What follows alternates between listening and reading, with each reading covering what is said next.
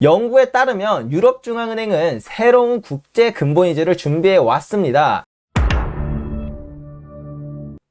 오늘의 주제, 1970년부터 준비한 글로벌 근본이제, 게인스빌 코인즈의 금 분석가 얀 뉴벤우이스의 칼럼을 제가 이렇게 가져와서 여러분들께 설명을 드리는 건데요. 이 게인스빌 코인즈의 금 분석가 얀 뉴벤우이스는 제가 이전부터도 한두 번 정도 소개한 적이 있었을 거예요. 근데 진짜 금 분석 이쪽에서는 제가 봤을 때 진짜 이분 따라올 사람이 없다. 물론 제임스 리카즈라는 전문가분은 책도 많이 쓰시고 해서 워낙 유명하신데, 이분은 그분에 못지않은, 오히려 어쩌면 그분보다 더 대단하신 그런 분석 능력을 갖고 계신데 뜨지 못하신 분이라고 저는 생각을 해서, 그래서 이제 제가 좀 다루어 보려고 하는데요. 물론 저랑 분석하는 그런 방향은 달라요. 저는 좀 통계학적이고 객관적인 분석을 좋아하는 편인데, 이분은 약간 좀 거시적이고 흐름적인 이런 분석을 되게 잘하시거든요. 물론 제가 모든 것들을 제가 다 이해하고 여러분들께 설명드릴 수는 없지만, 그래도 제가 몇 번이고 칼럼을 돌려보면서 최대한 제가 이해하고 여러분들께 좀 쉽게 말씀드려 보려고 노력을 한번 해보도록 하겠습니다. 연구에 따르면 유럽중앙은행은 새로운 국제 근본이자를 준비해 왔습니다. 1970년대 이후 공정하고 지속 가능한 통화 시스템을 위한 기반을 마련한 정책이 점진적으로 시행되었습니다. 제 생각에는 현재의 법정화폐 국제 통화 시스템은 끝나고 있습니다. 비전통적인 통화 정책은 막다른 골목에 들어섰고 되돌릴 수 없습니다. 여기서 비전통적인 통화 정책이 뭔지에 대해서 여러분들께 잠깐 간단하게 설명을 드리면, 물론 아시는 분들이 계실 수도 있어요. 통화 정책은 총 3가지 단계가 있습니다. 통화정책 1단계, 그리고 2단계, 3단계. 이거는 이분의 분석이 아니고 사실 전 세계에서 가장 큰 헤지 펀드를 창립한 브릿지워터 어소시에이트의 그 창립자, 이 레이 달리오의 책을 보면은 나오는 내용인데요. 이 통화정책은 총 3단계로 구성이 되어 있어요. 그래서 요거를 MP1, MP2, 그 다음에 MP3라고 이야기를 합니다. 첫 번째 단계가 바로 전통적인 통화정책이에요. 이게 뭐냐면 말 그대로 가장 정통적인 방법, 가장 기본적인 방법, 바로 금리를 이용한 이 통화정책이죠. 금리를 올리고 내림으로써 시중의 통화량을 조절하는 방식이 바로 이 MP1 통화정책 첫 번째 단계이고요. 보통은 이거를 써요. 모든 이 통화라는 게 그 수명이 있거든요. 어떠한 화폐든지 어떠한 통화 시스템이든지 수명이 있어요. 큰 사이클을 가지고 사이클의 시작과 끝이 분명히 존재한단 말이에요. 그래서 대부분의 이 사이클 기간 동안에는 이 1단계를 사용을 합니다. 금리를 올리고 내림으로써 통화량을 조절하는 방식으로. 근데 이게 문제가 뭐냐면, 위기가 오면은 금리를 내려서 부양을 시키잖아요. 위기 때마다 금리 내리고 위기 때마다 금리 내리고 이렇게 하다 보면 어느 임계점에서 딱 2가지 일 중에 하나가 벌어집니다. 첫 번째, 금리가 0%에 다다르게 되거나, 두 번째, 실효 하한이라는 곳에 다다르게 돼요. 0%에 다다르는 건 뭐 말 그대로 제로 금리가 되는 거죠. 금리가 0까지 내려오면 더 이상 내려갈 곳이 없잖아요. 뭐 마이너스 금리 얘기를 하기도 하지만 사실 그거는 뭐 지금의 통화 시스템에서는 실패한 정책이고, 어쨌든 지금 쓸 수 있는 최고의 부양책은 금리로만 따지면 0%다. 0% 내리면 더 이상 내릴 수가 없는 거고, 실효 하한은 지금 금리가 2%인데 여기서 0%까지 내린다 그래도 부양의 효과가 안 나오는 때가 나와요. 더 이상 뭐 금리를 지금으로 유지하거나 내리거나 이 금리를 내림으로 인해서 부양의 효과가 안 나오는 거, 이걸 이제 실효 하한이라고 말하는데, 이렇게 되면 이제 금리에 대한 정책이 더 이상 안 먹히게 되는 거죠. 그래서 이때가 언제였냐? 2008년 글로벌 금융위기로 미국은 금리를 0%까지 내렸어요. 근데도 아직 이 위기가 해결될 기미가 보이지 않고 더 부양이 필요한 거죠. 그러면 이제 이 금리로는 불가능하니까 이게 이제 전통적인 거고, 이제 비전통적인 통화 정책으로 가는 거죠. 그게 이제 MP2입니다. MP2는 비전통적인 통화 정책으로 여러분들이 가장 잘 아시는 게 바로 양적 완화 같은 정책이에요. 요런 정책으로 뭐 헬리콥터 머니라고도 하고 뭐 여러 가지 말이 많지만, 어쨌든 사실은 뭐 이 MP2 단계에서 쓰는 통화정책, 비전통적인 통화정책이라는 게 이것만 있는 건 아니고 좀 많아요. 좀 많은데, 이것도 조금만 말씀을 드리면 좀 크게 나눠서 2가지로 나눈다고 보시면 돼요. 자산 매입과 포워드 가이던스. 요렇게 보시면 돼요. 포워드 가이던스라는 것부터 먼저 설명을 드리면, 요거는 답안지 주기, 이런 거예요. 그러니까 우리가 그 이제 수학 문제를 풀어야 되는데 그냥 답안지를 주고 시작하는 거예요. 오픈북 찬스라고 말하는 게 낫겠다. 대학생 때 이제 시험 보면은 가끔 이제 오픈북 찬스를 막 주시는 교수님들이 있잖아요. 그러니까 책 보고 해도 된다. 이렇게 답지 보고 해도 된다. 이런 거죠. 그래서 실제로 이런 걸 어떻게 쓰냐면 예를 들면 중앙은행 우리가 FOMC를 할 때 지금은 좀 이게 많이 변질이 됐어요. 그러니까 2008년으로 돌아가서 생각을 하면 우리 앞으로 내년까지 금리를 안 올릴 거야. 아니면 뭐 우리 내년부터는 금리를 점진적으로 인상을 하려고 해 라고 이야기를 하면서 통화정책의 방향성에 대해서 사람들한테 미리 말을 해주는 거예요. 그로 인해서 그 경제 주체들에게 미래에 대한 것을 약속하면서 사람들이 미리 이렇게 좀 반응을 하고 그 다음에 좀 더 공격적인 투자, 공격적인 사업, 그런 공격적인 소비를 하게끔 유도를 하는 거죠. 예, 그래서 이런 게 포워드 가이던스다. 그렇게 부양하는 방법, 이게 이제 포워드 가이던스고, 두 번째는 자산 매입 프로그램은 직접 이 중앙은행이 자산들을 사주는 거예요. 그래서 자산이라 그러면 보통 세 가지를 말하죠. 주식, 채권, 부동산 이렇게 말하는데 이것들을 사주는 거예요. 실제로 중앙은행이 주식도 사고 채권도 사고 부동산을 사는데 이 채권 중에서도 물론 나뉘긴 나뉘어요. 뭐 회사채냐, 뭐 MBS냐, 뭐 국채냐 이렇게 나누는데 뭐 제일 많이 사는 건 요거죠. 국채. 그래서 우리가 이 자산 매입 프로그램이 사실 되게 많은데 그 중에서 국채를 사는 이 자산 매입 프로그램을 우리가 양적 완화라고 보통 이야기를 하는 거고, 그거 외에도 주식이나 부동산도 삽니다. 부동산도 사고 뭐 회사채나 MBS 등 이런 것들을 사는 것들을 이제 자산 매입 프로그램이라고 하는데, 이런 것들이 이제 통화정책 두 번째 단계, 비전통적인 통화정책에서 쓰는 이런 방법이다 라는 거고요. 마지막 단계, 이제 통화정책의 정말 최고 마지막 단계인 통화정책 3단계는 뭐냐면, 이거는 재정정책과 통화정책의 콜라보를 의미를 해요. 재정정책은 정부가 하는 거고 통화정책은 중앙은행이 하는 거잖아요. 근데 비전통적인 통화정책을 계속 써도 어느 임계점에서 얘도 더 이상 그 부양책의 힘을 못 발휘할 때가 있거든요. 예컨대 양적 완화라는 정책으로 돈을 시중에 막 때려 부어도 그래도 경제가 나아지지 않을 때가 와요. 실제로 그게 언제 왔냐면 이제 코로나 팬데믹 때 왔어요. 그러면 이렇게 돈을 뿌려도 돈이 흐르지 않으면, 그러면 아예 돈을 우리가 막 이렇게 국채를 사주고 자산을 사줘서 그 낙수 효과를 노린다고 하거든요. 이 통화 정책을 보통 그렇게 쓰면, 요렇게 쓰면 보통은 이제 MP2에서는 은행이나 투자기관 그리고 부자 이렇게 세 명한테 돈이 들어가게 돼 있어요. 그러면 이 세 명이 돈이 많아지니까 얘네들이 대출도 많이 해줄 거고 투자도 많이 해줄 거고 부자가 고용도 많이 하고 소비도 많이 해서 이 사람들이 돈을 많이 쓰니까 이렇게 나머지 계층들에게 돈이 흘러갈 거다라고 생각을 하는데, 실제로는 그게 안 먹히는 거죠. 어느 임계점에 가면 아무리 돈을 풀어줘도 나 돈 안 쓸 건데 나 돈 안 쓸 건데 이렇게 돼버리고, 우리 돈 안 빌려줄 건데 이렇게 되면은 야, 이런 식으로는 돈 풀어도 의미가 없다, 실제로 효과가 안 나온다 라고 해서 이제는 돈을 이쪽에다 주는 게 아니라 돈을 아예 그냥 정부한테 꼬라 박아줄게, 너네가 쓰고 싶은 대로 다 써, 우리가 그냥 너네가 발행하는 국채 다 사줄게, 막 이런 식으로 가거든요. 그래서 이번에 코로나 팬데믹 때 무엇을 했냐라고 보면 2020년 코로나 팬데믹 때 바로 무제한 양적 완화라는 걸 했어요. 이 말은 즉 정부에서 발행하는 모든 국채를 우리가 책임지고 다 사줄게 라는 거예요. 그러니까 이렇게 되면 이제 정부가 직접 재정 정책을 하죠. 그래서 막 돈을 그냥 시중에 뿌려요. 그냥 계층 이런 거 상관없이 그냥 시중에 다 갖다 풀어버리는 거예요. 그래서 뭐 기본소득제도라던가 이런 제도들이 나오는 거고, 어쨌든 그래서 이게 통화정책의 제일 마지막 단계에 나오는 그런 건데, 일단 요렇게만 이해하고 가시면 될 것 같아요. 비전통적인 통화정책은 막다른 골목에 들어섰고 되돌릴 수 없습니다. 그러니까 이제 우리가 마지막 그 단계까지 왔다. 네, 요거는 이 사람만의 생각이 아니라 사실 이 통화정책을 연구하는 사람이라면 다 아는 내용이기는 해요. 즉 수십 년 전에 세계가 불안지폐를 표준으로 전환했을 때부터 유럽 중앙은행은 금을 기반으로 한 새로운 통화 시스템을 신중하게 준비했습니다.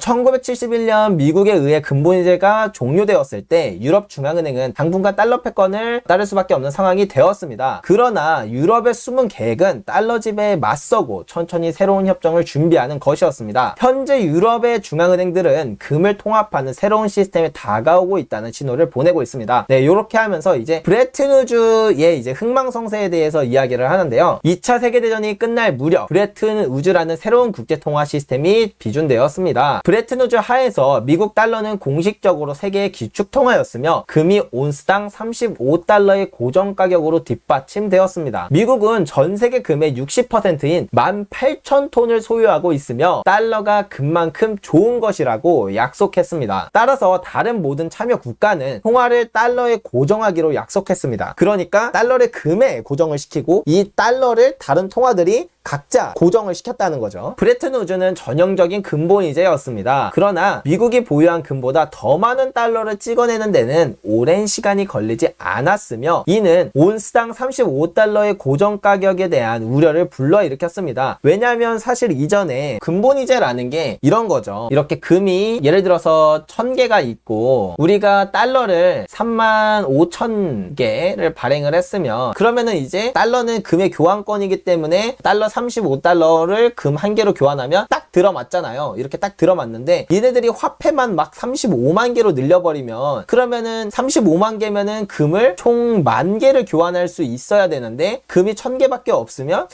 내가 달러를 다 가지고 가도 얘네들이 이걸 금으로 다 못 바꿔주겠는데? 라는 생각이 들면서 이 달러에 대한 의심이 생겨날 수가 있겠죠. 그래서 그렇게 되면은 금 1온스당 35달러라는 그런 고정 가격이 당연히 깨질 수밖에 없다라는 그런 우려가 나올 수 있는 게 뭐 당연하겠죠. 그 결과 외국 중앙은행들은 미국 재무부에서 달러를 금으로 교환해 가기 시작했습니다. 네, 그러니까 이 달러를 가지고 있어봤자 얘네들이 금으로 다 교환해 줄 수 없을 거라고 확신이 들어서 야 그냥 우리 이게 달러 줄 테니까 내 금 다시 내놔 라고 이제 이야기하면서 이제 금을 가져가기 시작했다는 거죠. 이로 인해 미국의 방대한 금 매장량이 유출되기 시작하여 주로 서유럽으로 유입되었습니다. 이러한 위기에서 국제통화 시스템을 안정시키기 위해 8개의 서부 중앙은행으로 구성된 컨소시엄이 1961년 런던 골드풀을 설립하여 자유시장의 금 가격을 35달러로 유지하는 데 성공했습니다. 하지만 미국 통화정책에 매우 비판적인 프랑스는 런던 골드풀 회원국임에도 불구하고 재무부에서 반복적으로 달러를 팔고 금을 샀습니다. 1965년에 달러에 대한 매도가 증가했고 풀은 고정 가격을 유지하기 위해 엄청난 양의 금을 공급해야 했습니다. 그러니까 이런 말이에요. 우리가 지금의 상황이랑 되게 비슷하게 생각을 해볼 수가 있는데 우리나라가 원달러 환율이 너무 치솟으면 이 원달러 환율을 유지하기 위해서 외환보유고에서 달러를 팔잖아요. 그래서 외환보유고에 있는 달러를 팔아서 이 원달러 환율을 유지시키는 데 쓰는 것처럼 옛날에는 근본이제였기 때문에 이 금을 1온스당 35달러로 유지하기 위해서 이제 금을 막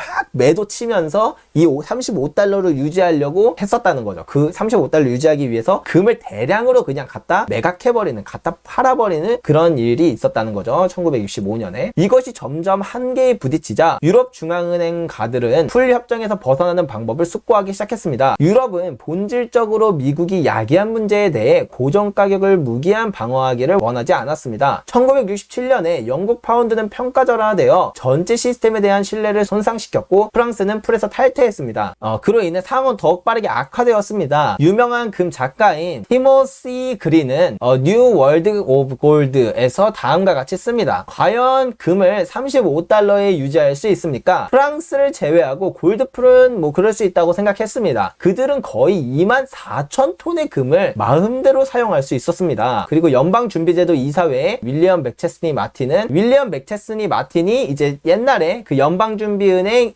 의장이었던 사람입니다. 35달러 가격을 끝까지 방어하겠다고 성급하게 말했습니다. 그러나 베트남 전쟁으로 인해 그 약속은 무너뜨려졌습니다. 1968년 3월 8일과 3월 15일 사이에 풀은 가격 고정을 하기 위해 거의 1000톤을 공급했습니다. 미 공군기는 점점 더 많은 폭스녹스의 금을 런던으로 돌진했고 영국은행의 계량실에 너무 많은 금이 쌓여 바닥이 무너졌습니다. 요 말은 약간 의역인데요. 이 폭스녹스라는 곳이 제가 찾아보니까 북쪽 켄터키에 있는 미 육군기지인데 그 위키피디아에 따르면 이곳은 미국 공식 금 보유량의 상당 부분이 보관되는 데 사용되는 미국 금괴 예탁소와 이제 인접해 있다. 그러니까 이 미국 금괴 예탁소에 있는 그 금들이 베트남 전쟁으로 막 달러 화폐를 엄청 찍어내니까 그걸로 인해서 지금 이 고정 가격을 유지할 수 없고 근데 유지하려고 막 금을 매도해서 이 미국에 있었던 그 금이 이제 런던 금시장으로 막 유출되기 시작했다. 그 내용입니다. 1968년 3월 15일에 풀은 운영을 중단하고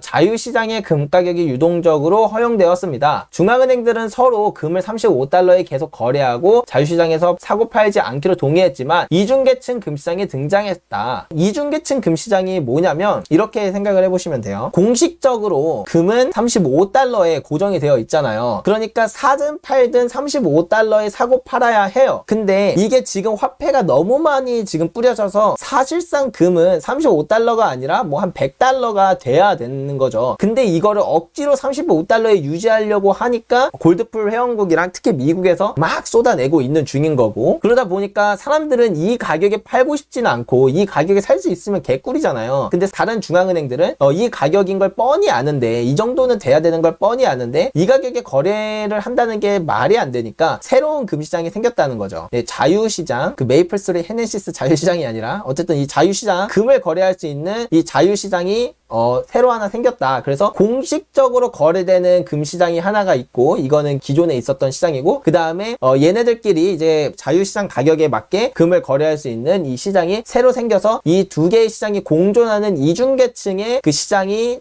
생겼다라는 그 의미입니다. 그래서 요 얘기는 제가 조금 이따가도 좀 자세하게 말씀을 드릴 건데요. 뭐 어쨌든 외국 중앙은행은 여전히 자유시장 가격보다 더 낮은 공식 금 가격으로 재무부에서 달러를 상환하여 교환할 수 있지만, 그러한 행위는 비우호적으로 간주되었습니다. 네, 요것도 여기서 잠깐 뭐 이야기를 드리면, 공식적인 금 시장에서는 금을 35달러에 살 수가 있어요. 근데 자유시장에서는 금이 100달러에 거래된다면, 야, 여기서 35달러에 사와서 자유시장에서 100달러에 팔면 이건 뭐 거의 돈복사 버그잖아요. 이건 너무 쉽게 앉아서 돈 벌 수 있는 그런 방법이잖아요. 근데 이렇게 하면 어떻게 되냐? 그럼 요거는 미국에서 금을 빼와서, 자유시장이 이제 런던 금시장이 있었으니까 런던 쪽에 이 자유시장에다가 금을 가져오는 거니까 이제 영국으로 이게 유출이 되는 거죠. 미국이. 뭐 더 정확히 말하면 사실 유럽으로 가는 거지만, 유럽으로 이 금이 유출이 되니까 이 미국은 브레튼우즈 시스템에서 달러 패권이라는 것 자체가 뭐 여러 가지 이유에서 기축통화가 되었지만, 가장 큰 이유는 전 세계에서 가장 많은 양의 금을 보유했기 때문에 이 달러라는 시스템이 세계 기축통화로 받아들여졌던 건데, 근데 이 금이 계속 유출된다는 건 이 달러에 대한 가치, 기축통화로서의 지위가 상실됨을 의미하기 때문에 너네 우리에 해서 금 빼가가지고 저길로 자꾸 유출시켜?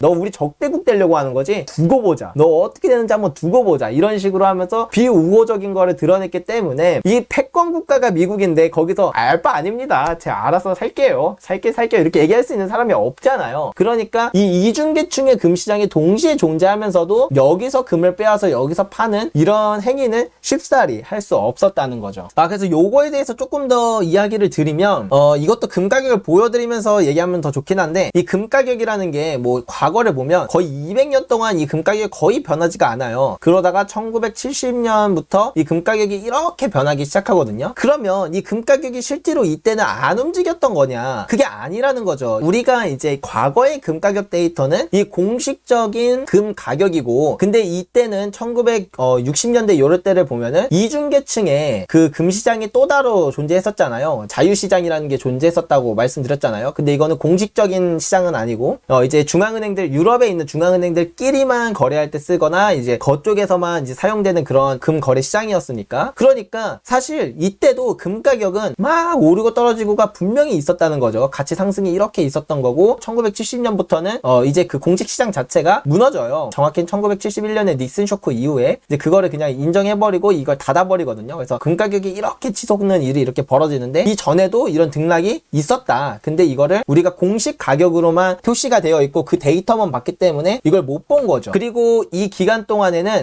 1900 33년 루즈벨트 대통령이 금 몰수법이라고 만들었어요. 그래서 금을 소유하거나 거래하는 것 자체를 불법으로 만들어서 이걸 언제 끊었냐? 1975년. 이때 완전히 풀어주게 되거든요. 물론 이제 소유에 대한 부분은 한 40년쯤 되면서 이 부분은 그냥 없애고 거래만 하지 마라 이렇게 막아요. 근데 이 거래 자체를 그래도 못하게 만드는 게 1975년까지였고, 그래서 헌트 형제가 은투기를 했던 이유도 사실은 너무 뻔하거든요. 1970년대에도 이 공식 금 가격이랑 자유시장의 금 가격 자체가 차이가 엄청 벌어져 있었어요. 그러니까 누가 봐도 이 금 가격이 말이 안 되는 가격인 거죠. 근데 금 거래 자체를 막아놓은 그렇다 보니까 헌트 형제는 여고 금 가격 올라가는 거 그냥 너무 뻔한데, 그냥 애초에 지금 가격이 이만큼 벌어져 있는데 근데 금을 못 사니까 은을 샀다 라고 말하는 게 사실 더 정확한 저는 표현이라고 생각을 해요. 얘네들이 은 가격을 조작해서 은 가격을 폭등시켰다가 아니라 사실 은 가격은 그냥 금 가격이 폭등하는 거를 따라서 어차피 올라갔어야만 되는 거고, 그래서 실제로 금 가격과 은 가격 동시에 둘 다 같이 폭등을 했던 거고, 근데 당시에 1975년까지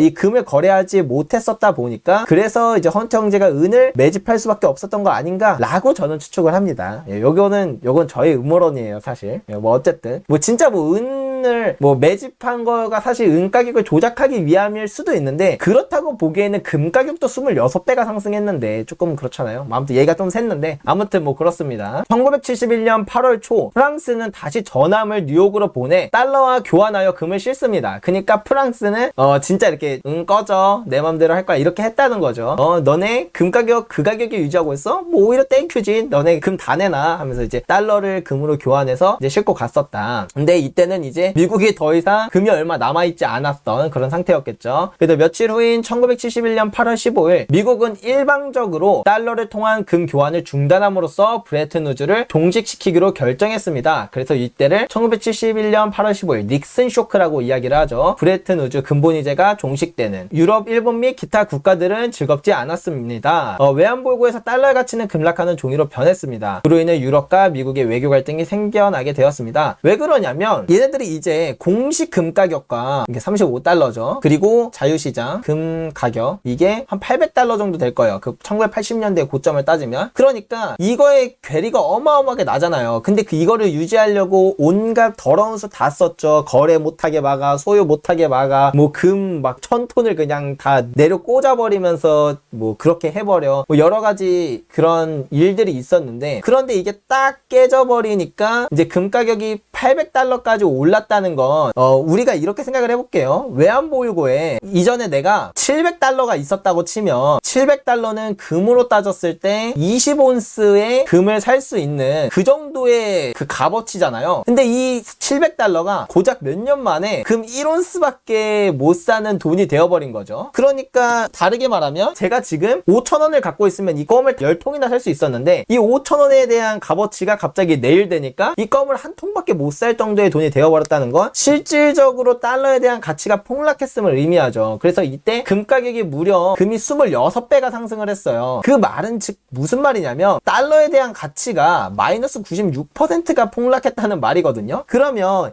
이 달러를 외환보유고로 보유하고 있었던 유럽 국가와 일본 이런 국가들은 그냥 눈 뜨고 코 베인 거잖아요. 이게 뭐 그냥 조금 뭐 손실이 난 것도 아니고 조금 가치를 잃은 것도 아니고 무려 96%를 잃었어요. 이러니 기분이 좋을 리가 없겠죠. 네, 그래서 이런 외교 갈등이 나게 생겼다. 그래서 1960년대 이후 미국은 외국 중앙은행이 보유하고 있는 달러를 금으로 환매하지 않고 미국 국채에 재투자하도록 유인했습니다. 일단 이렇게 된 거죠. 지금 우리가 5천억 달러가 있다. 근데 이게 이제 실질적인 가치가 96%가 하락했으니까 200달러로 실질적인 가치가 떨어진 거죠. 근데 어쨌든 200달러로 너네 다시 금 바꿔봤자 조금밖에 못 바꾸잖아. 그냥 이 5천억 달러를 달러 그대로 가지고 있지도 말고 이거를 국채로 바꿔라. 우리가 이자 꼬박꼬박 줄게. 우리가 지금 우리 금리도 엄청 높아. 이 당시에 미국이 기준금리가 한 14%인가 그 정도 됐어요. 14%인가 15%인가 그 정도 됐고, 그럼 국채금리는 조금 더 높겠죠. 장기 국채금리는. 우리 국채로 바꿔라. 우리 어차피 앞으로 실질금리를 플러스로 유지하면서 너네 실질적인 자산 가치를 계속 올려줄게. 물가보다 우리가 금리 더 많이 쳐줄게. 우리 이거 약속해. 그러니까 우리 이거 국채 가지고 있어라. 이자 빵빵하게 챙겨줄게. 라고 하니까 사람들이 그래 뭐 달러 가지고 있는 것보다 얘는 어차피 금도 안 바꿔준다는데 뭐 들고 있는 것보다 차라리 국채를 사는 게 낫겠다. 또 이 국채를 사게끔 유인을 했다는 거죠. 그래서 국채가 국제통화 시스템에서 금을 대체한다면 미국은 수입을 위해 계속해서 돈을 찍어내고 채권 투자자들이 미국의 재정 적자를 충당할 수 있습니다. 그러한 달러 시스템은 비록 공평한 시스템은 아닐지라도 미국에게 전례 없는 힘을 가져다 줄 것입니다. 미국이 국채를 팔면 얼마나 좋은 거냐면 이 미국이라는 나라가 예를 들어서 반도체를 산다고 쳤을 때 이전에는 돈을 벌어서 이걸로 반도체를 샀잖아요. 근데 이 국채를 팔면 국채라는 건 부채고 돈을 빌리는 거고, 돈을 빌리는 건 곧 돈을 만드는 거예요. 돈을 생산하는 거예요. 그러면 국채를 판다는 건 돈을 생산한다는 건데 그냥 돈 찍어서 반도체 사면 된다는 거죠. 그러니까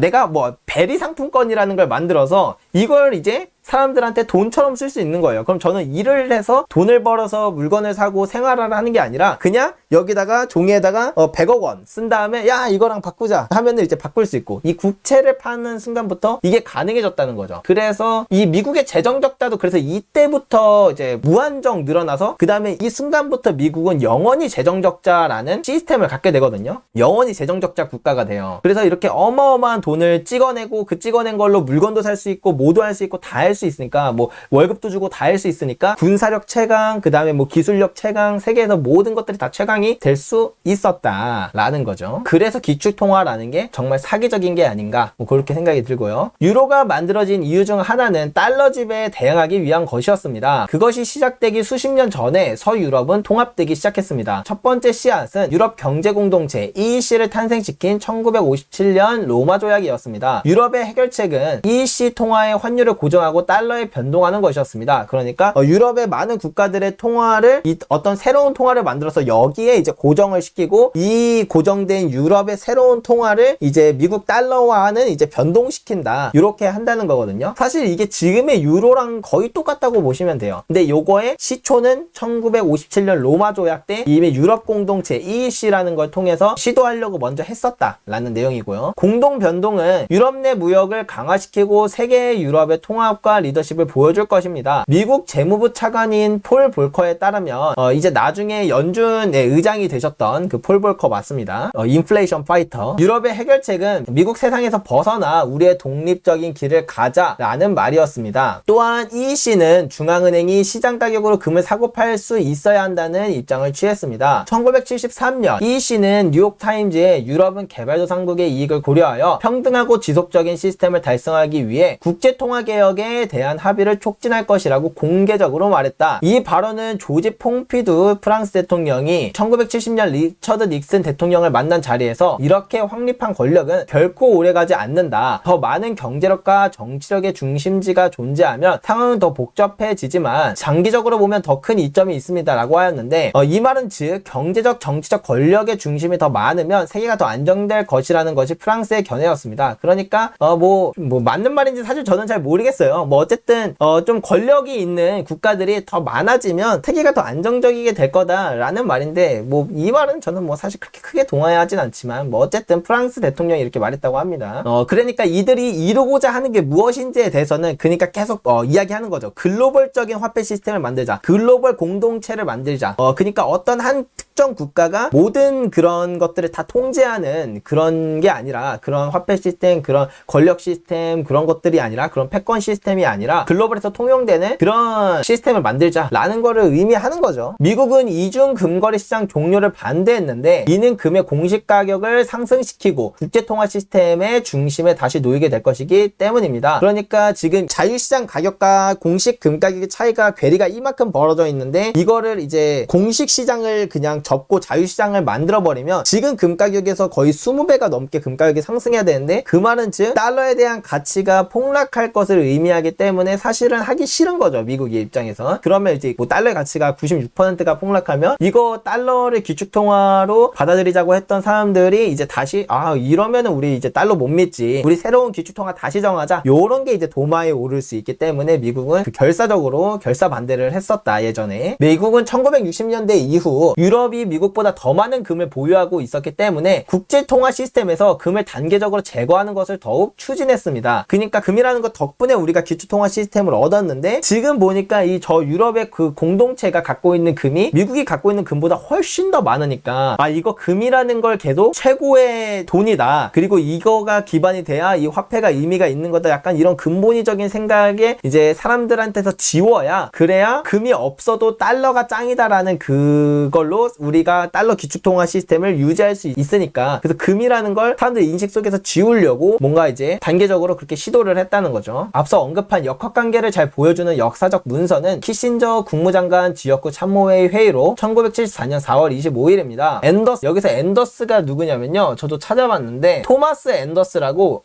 미국의 외교관이고, 키신저는 이제 재무장관이고, 앤더스, 그것은 지금 신문에 실렸습니다. 유럽 공동체의 제안입니다. 뭘로요? 금을 다시 재평가한다고요? 중앙은행들 간의 개별 거래에서 그들의 금을 재평가하는 것입니다.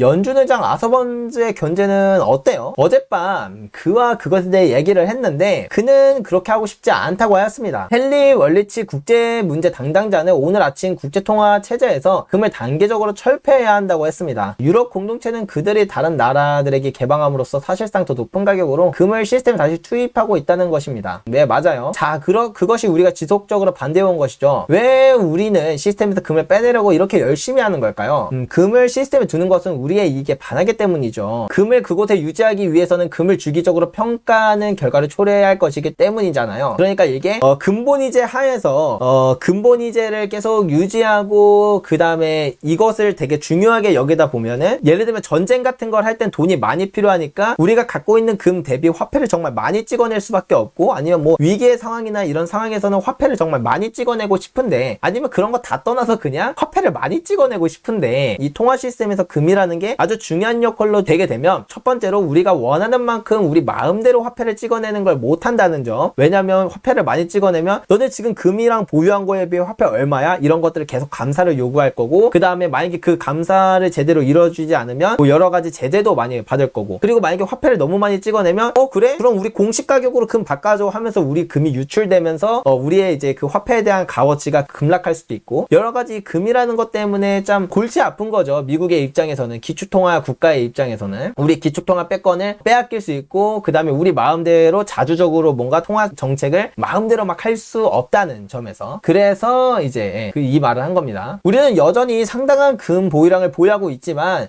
세계 공식 금의 상당 부분이 서유럽에 집중되어 있습니다. 이것이 그들에게 세계 매장량에서 지배적인 위치와 매장량을 창출하는 지배적인 수단을 제공합니다. 따라서 우리는 통제할 수 있는 시스템으로 탈피하려고 노력을 해왔죠. 하지만 그것은 국제 수지의 문제입니다. 하지만 국제적으로 누가 가장 영향력을 행사하느냐의 문제입니다. 그들이 가장 많은 양의 금을 보유하고 있으며 유기적으로 가격을 변경할 수 있는 능력을 갖추고 있어 예비 창출 수단이 있다면 우리와 비교하여 상당한 힘을 가진 위치에 있습니다. 좋습니다. 저도 그것에 반대합니다. 켄 당시의 견해는 어떻습니까? 그래서 켄은 저도 찾아봤는데 미국의 이제 외교관, 글쎄 아마 그럴 것 같아. 문제는 그들이 어쨌든 스스로 진행한다고 가정해 봅시다. 일단 이 말이, 근데 일단 어쨌든 걔네들이 그 이중계층에서 그 자유시장을 완전히 개방하는 걸 해본다고 합시다. 그러면은 어떻게 해야 되죠, 우리는? 그렇게 했더니 이제 키신저 장관이 우리가 그것을 부숴버릴 겁니다. 그렇다면 켄, 우리는 금시장을 완전히 급습하기 위해 금의 매우 상당한 판매량인 미국의 금을 열심히 살펴봐야 할 것 같습니다. 그러니까 우리가 금을 아예 그냥 찍어 누르기 위해서 우리가 지금 갖다 매각할 수 있는 금이 얼마나 되는지 이거 한번 살펴보자, 이렇게 이야기를 했다는 내용이 1974년 4월 25일 키신저 국무장관 지역구 참모회의 회의록에 담긴 내용이라고 합니다. 위의 내용은 금에 대한 미국의 혐오감과 달러 패권을 유지하려는 야심을 보여줍니다. 아서번즈의 유익한 논평을 위해 1975년 6월 3일 그가 쓴 대통령을 위한 메모를 참조해보면, 여기서 아서번즈는 연방준비은행 의장이었네요. 연방정부은행 의장이었던 아서번즈가 이제 1975년 6월 3일에 쓴 대통령을 위한 메모를 이제 보면 거기서 어떤 내용이 있었는지 우리가 보면, 정부 간 금거래와 민간 시장에서의 공식 구매에 대한 현재의 제한을 제거하면, 그러니까 우리가 공식 금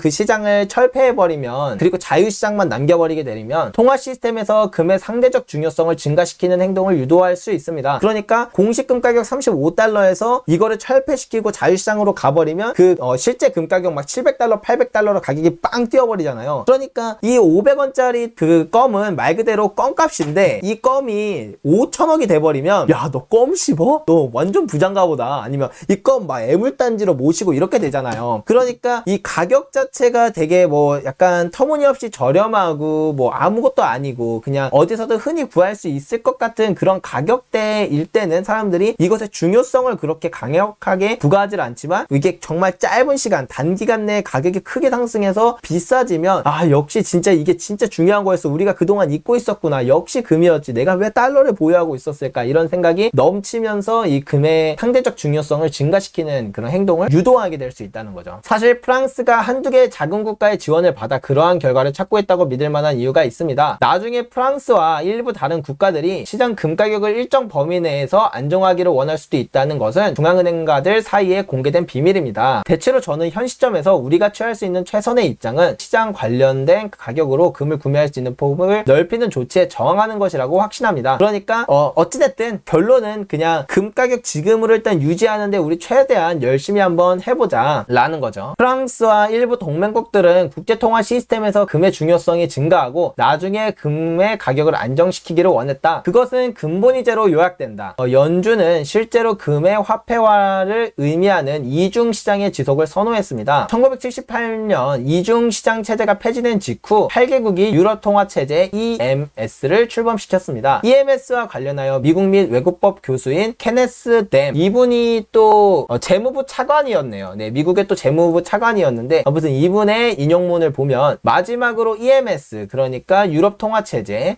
지금의 뭐 유로 시스템 이전에 이제 준비했던 그 국제통화 시스템이라고 생각하시면 될 것 같아요. 그 유럽의 통화체제는 국제통화 시스템의 필수적인 부분으로 금을 재건하는 첫 번째 단계로 판명될 수도 있습니다. 1998년 EMS는 폐지되고 유로 시스템으로 대체되었습니다. 그러니까 그 우리가 유로 말하고 있는 그 유로 시스템을 의미하는데요. 1970년대 프랑스를 비롯한 일본 국가들은 확실히 금에 찬성하고 달러 패권에 반대했지만 이 그룹이 처음부터 견고한 계획을 가지고 있었는지는 모르겠습니다. 아마도 그들은 방향을 염두에 두고 수년에 걸쳐 정책을 조정했을 것입니다. 미국은 금시장을 단번에 습격한 적이 없습니다. 그들은 자유시장에서 금 가격을 낮추기 위해 1970년대 후반과 1980년대에 약 500톤을 매도했습니다. 그러니까 금 가격을 누르기 위해서 이제 미국이 500톤의 금을 매도하면서 이제 금 가격을 눌렀었다, 그 말이고요. 금은 1980년대와 1990년대에 걸쳐 약 20년간 가격을 하락시켰지만 국제통화 시스템에서 퇴출되지는 않았습니다. 그러니까 국제통화 시스템에서 금을 완전 퇴출시켜버리진 않고 오히려 20년 동안 가격을 서서히 낮추면서 자연스럽게 사람들한테 아유 금 진짜 더러워서 내가 금 갖고 있나 봐라. 역시 달러가 짱이네. 역시 달러가 짱이다. 20년 동안 하락하는 이런 쓰잘데기 없는 자산이 뭐냐.